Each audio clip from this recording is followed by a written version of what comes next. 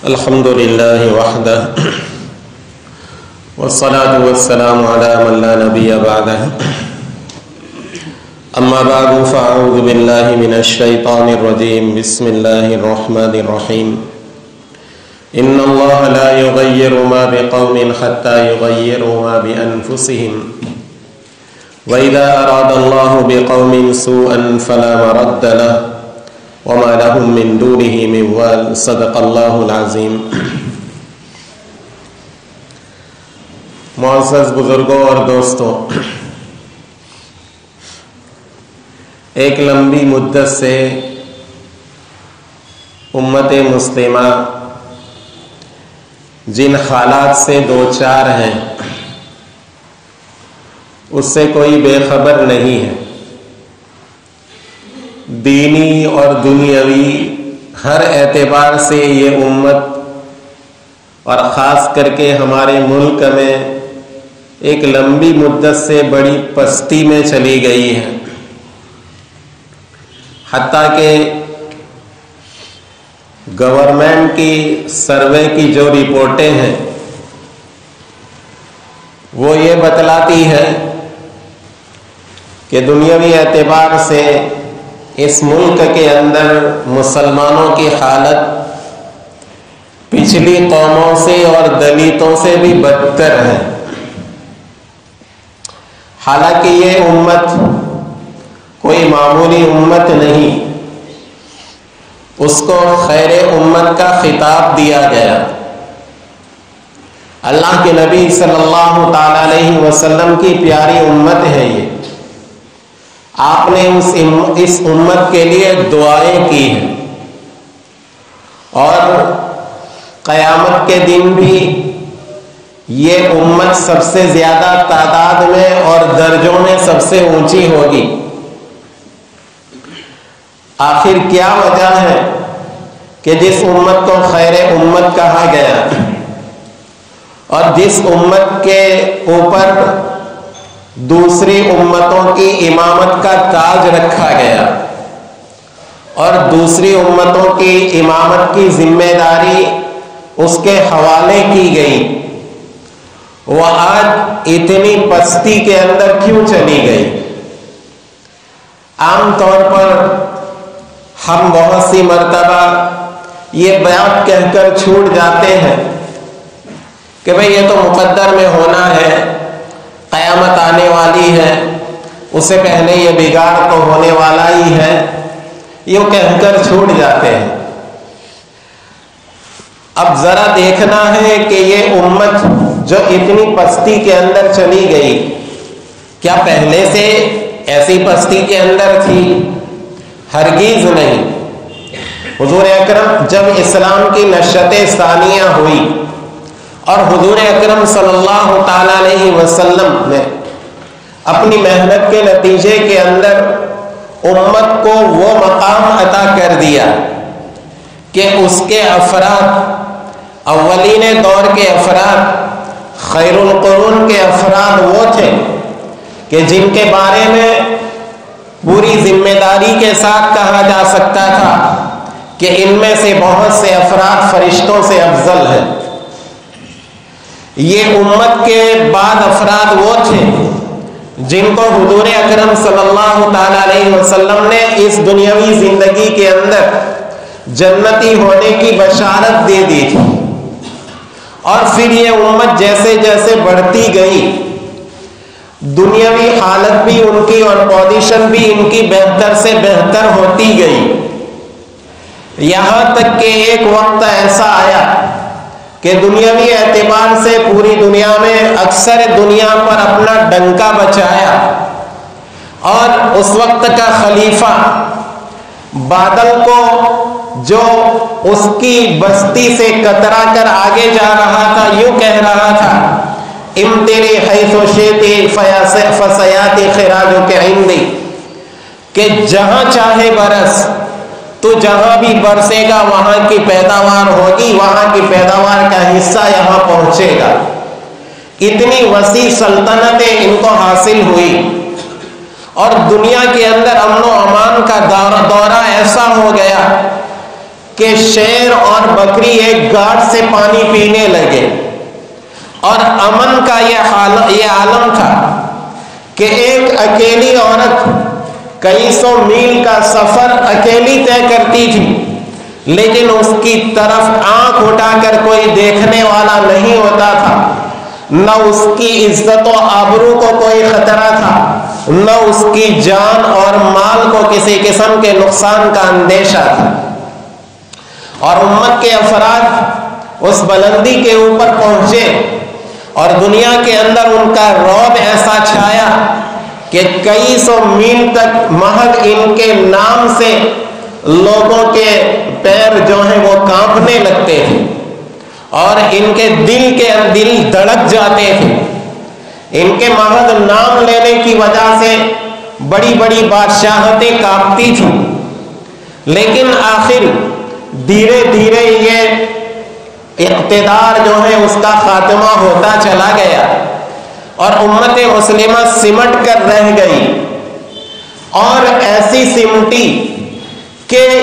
حکومتیں اگرچہ ان کے پاس ہے، لیکن اللہ کے نبی صلی اللہ تعالی علیہ وسلم کا جو فرمان، کثیر تعداد میں مسلمان آج بھی موجود ہیں، لیکن اللہ کے نبی صلی اللہ تعالی علیہ وسلم کے فرمان کے مطابق کہ تم سیلاب کی جاگ کی طرح ہوں گے کہ تمہاری کوئی حیثیت نہیں ہوگی۔ آج امت مسلمہ کی یہی حالت ہے، ہر طرح سے پستی اور ہر طرح سے ذلت کا وہ شکار ہے۔ آخر اس کی وجہ کیا؟ وہ امت جس کے لیے حضور اکرم صلی اللہ تعالی علیہ وسلم نے اس امت کو وجود میں لانے کے لیے، اس کو اٹھانے کے لیے اپنا سب کچھ قربان کر دیا، اور اس کے نتیجے کے اندر پوری دنیا کے اوپر چھا گئے، آج یہ بے حیثیت کیوں ہو گئے؟ محترم دوست اور بزرگوں، قرآن کریم زندگی کے ہمارے ہر سوال کا جواب اس کے اندر موجود ہے۔ قرآن کریم کی آیت میں نے آپ کے سامنے پڑھی، اللہ پاک ارشاد فرماتے ہیں ان اللہ لا یغیر بقوم حتی یغیروا ما بانفسہم، کہ اللہ پاک کسی قوم کی امن و امان،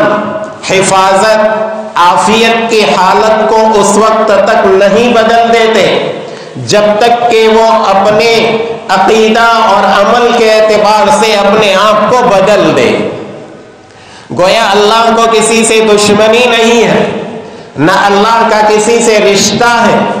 اللہ کے یہاں محنت کرنے والی قوم، نیک عمل کرنے والی قوم، صحیح عقیدہ پر رہنے والی قوم کا اللہ کی طرف سے وعدہ ہے، وعد اللہ الذین آمنوا منکم وعملوا الصالحات لیستخلفنہم فی الارض کما استخلف الذین من قبلہم۔ اللہ پاک نے ان ایمان والوں سے جو ایمان لائے اور انہوں نے نیک عمل کیے، یہ وعدہ کیا ہے زمین میں اللہ ان کو اقتدار نصیب کرے گا جیسے اگلوں کو اقتدار نصیب کیا، اور اللہ کی طرف سے یہ وعدہ پورا ہو کر رہا جب امت اس کی مستحق تھی، اور جب ہم نے اپنی حالت کو بدل دیا،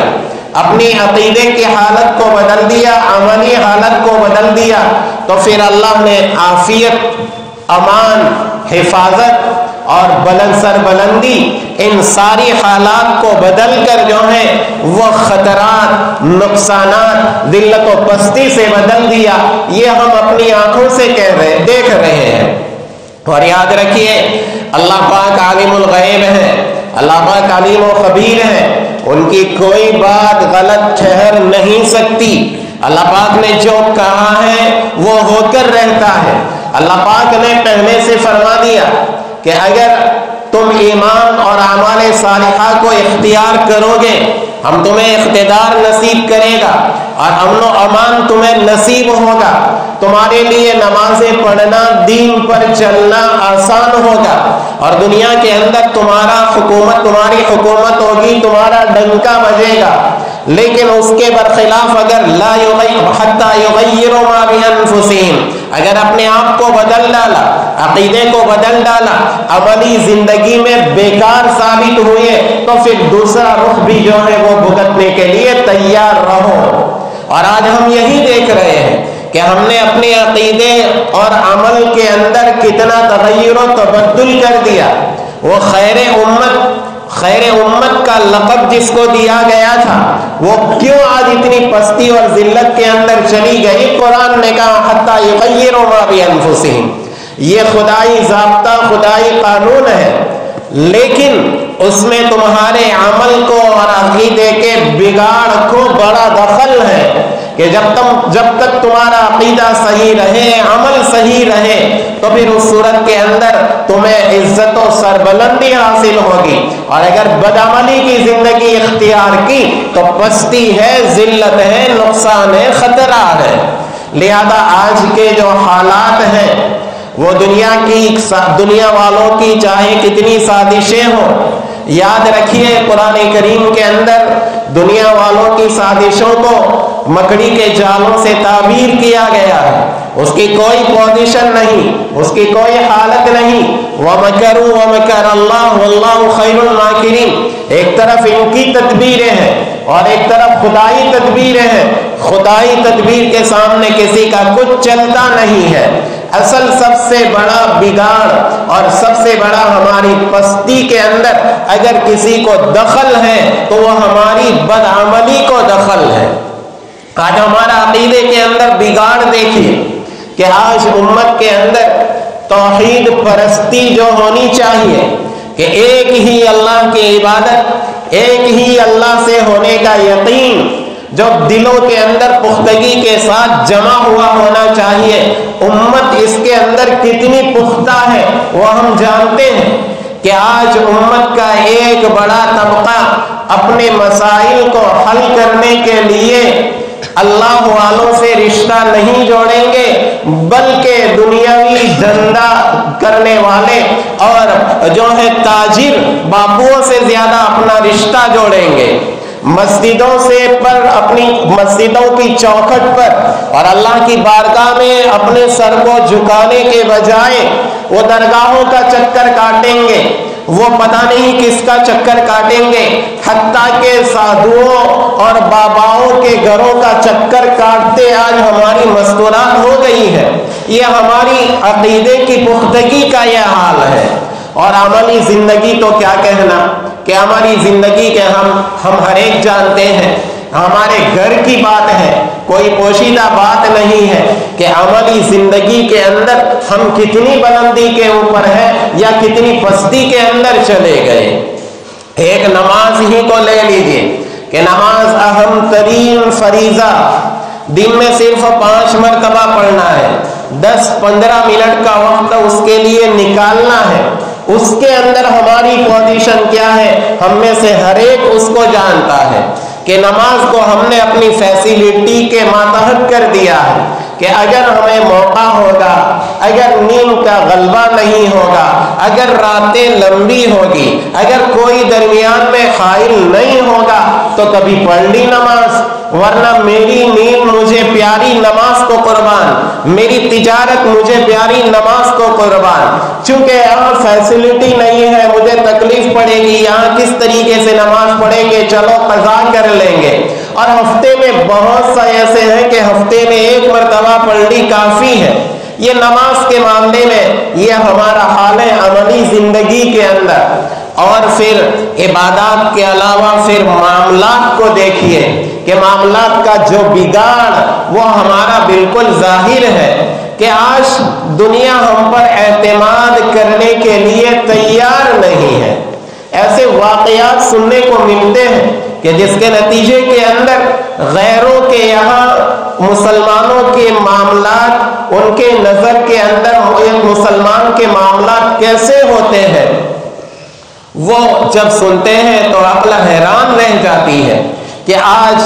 مسلمانوں کے معاملات کی وجہ سے اہل اسلام کتنا بدنام ہو گئے ہیں اور جس کے نتیجے کے اندر ہمارا اسلام اور ہمارا مذہب بدنام ہو رہا ہے. ایک واقعہ لکھا ہے ایک انگریز کا سننے میں آیا، پڑھنے میں آیا کہ ایک جو ہے وہ یہودی یا عیسائی تھا، اس کا کسی کے یہاں جو ہے وہ پیسے کچھ باقی تھے، یا تو وہ کاریگر تھا اب کاریگر نے کچھ کام کیا ہوگا تو اس کا پیسہ جس نے کام کروایا تھا وہ ادا نہیں کر رہا تھا۔ اب وہ بیچارہ مطالبہ کر رہا تھا اپنے اس سیٹ سے یا جس کے پاس پیسے مانگتا ہے اس سے، اب وہ ٹال مٹول کرتا تھا، تو وہ اپنے جو ہے وہ مذہبی رہنما تھے اس کے پاس گیا اور اس کے پاس جا کر شکایت کی کہ فلانا میرے پیسے ادا نہیں کر رہا ہے۔ تو خیر اس نے کہا ٹھیک ہے میں کوشش کرتا ہوں تمہارے پیسے دلانے کی۔ اب اس آدمی کو بلایا اس نے، جو اس کا پادری پوپ تھا، جو بھی تھا مذہبی جو رہنما تھا، اس نے بلایا اس کو اور پھر بلا کر جو بات کہنے کی تھی وہ کہی۔ اس نے کہا ٹھیک ہے، یا اس کو شاید اس کے نام پر کچھ رکا لکھا، چٹھی لکھی۔ اب جیسے ہی چٹھی اس نے پڑھی تو پڑھ کر فوراً جو ہے وہ اس نے اس کے جو پیسے باقی تھے وہ ادا کر دیے۔ اب لوگوں نے اس کو پوچھا کہ بھئی ایسی کون سی نصیحت تجھے کی کہ اس کا تیرے اوپر اتنا اثر ہوا کہ فوراً تجھ نے اس کا جو بھی قرضہ تھا وہ ادا کر دیا، پیسے مانگتا تھا وہ دے دیے؟ تو کہا کہ کوئی لمبی نصیحت وصیت نہیں تھی، میرے نام پر اس نے یہ رکا لکھا تھا، اس نے لکھا تھا کہ بھائی تو کب سے مسلمانوں جیسے ہو گیا، تو کب سے مسلمانوں جیسے ہو گیا، گویا اس کو آر دلائی کہ پیسے مانگتے کو نہ دینا اور لے کر کھا جانا اور حیثیت کے باوجود دبا دینا، یہ تو مسلمانوں کا عمل ہے، یہ ہم یہودیوں یا عیسائیوں کا عمل نہیں ہے۔ یہ ہمارے لیے میں کہتا ہوں کہ ایک اگر مبالغہ نہ ہو تو ڈوب مرنے کی بات ہے کہ آج بدعملی کی مثال ہمارے ذریعے دی جا رہی ہے۔ جس امت کی دیانت کی مثالیں دینی چاہیے، اس کے صحت معاملات کی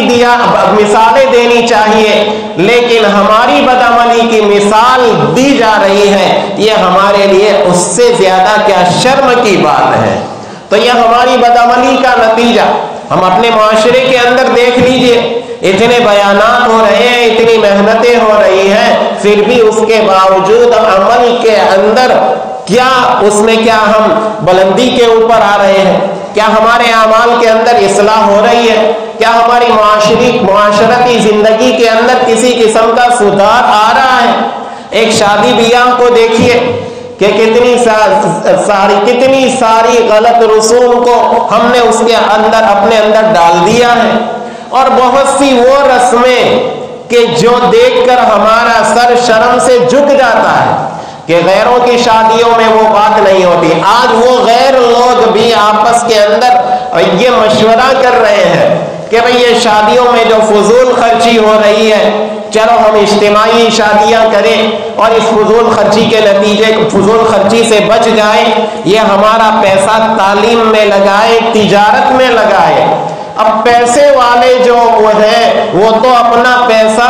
بچانے کی کوشش کر رہے ہیں، اور یہ امت جس کے بارے میں سچر کمیٹی کی رپورٹ یوں کہتی ہے کہ دلتوں سے بھی بدتر ہے، اور یہ امت اپنی شادیوں میں سودی قرضے لے کر خرچ کرے گی، فضول خرچی کرے گی، ناک کٹ نہ جائے، کچھ واہ واہ ہو جائے، تھوڑی سی جو ہے وہ کیا ہے چمک دمک ہو جائے۔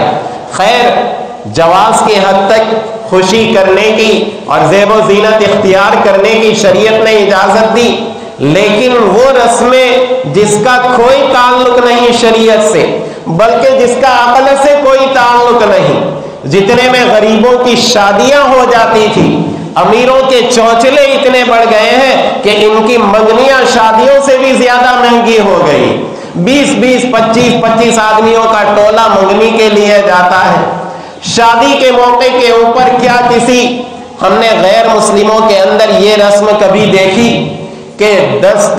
7 8 10 12 لڑکیوں کا ٹولہ دعوت دینے کے لیے نکلتی ہوں؟ یہ خیر امت کی افراد، خیر امت کی مائیں اور بہنیں اور خیر امت کی جن کے لیے حجاب کو لازم ہی نہیں بل لازم فرض قرار دیا گیا، और हिजाब के साथ निकलने को भी बिला जरूरत पसंद नहीं किया गया। वक़र्न फी बुयूतिकुन्ना, ये शादी के मौके के ऊपर 10-10, 15-15 लड़कियों का टोला निकलता है और घर के अफराद जो हैं वो हाथ पर हाथ धरे बैठे हैं, मानती नहीं है और ये हो जाएगा वो हो जाएगा। मोहतरम दोस्तों और बुजुर्गों,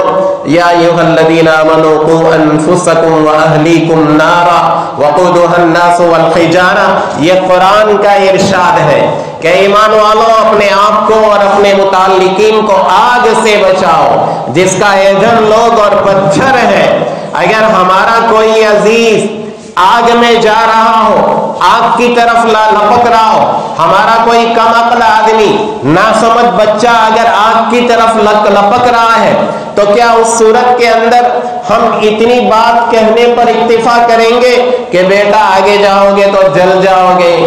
बेटा देखना आग बड़ी झुलसा देने वाली है, तुम्हें बड़ी तकलीफ होगी, हो सकता है कि तुम मर जाओ। क्या इतने अगर खुद एक कहने के बावजूद भी अगर बच्चा आगे बढ़ रहा है तो फिर क्या हम हाथ बांधकर बैठ जाएंगे कि मैंने तो कह दिया,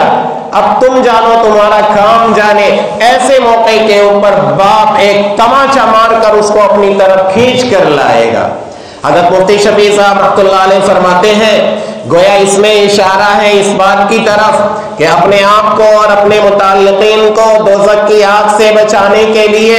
सिर्फ जुबानी कोशिशें काफी नहीं होगी, सिर्फ जुबानी तज़किरे काफी नहीं होंगे, जुबानी तफसीरे काफी नहीं होंगे, बल्कि उसके लिए वो कोशिश करनी पड़ेगी कि अगर हमारा कोई नासमझ बच्चा आग की तरफ जा रहा है, हम उसको लपक कर खींच कर अपनी तरफ लाएंगे। इतनी कोशिश के बावजूद अगर कोई नहीं रुकता तो फिर उस सूरत के अंदर हम ये हो सकते हैं कि भाई हम जो है वो सुबुकदोश हो जाए। अल्लाह पाक हम सबको एहसास अता फरमाए और अपनी हालात को अल्लाह हमें बदलने की तौफीक अता फरमाए। व आखिर दावाना अनिल हम्दुलिल्लाह।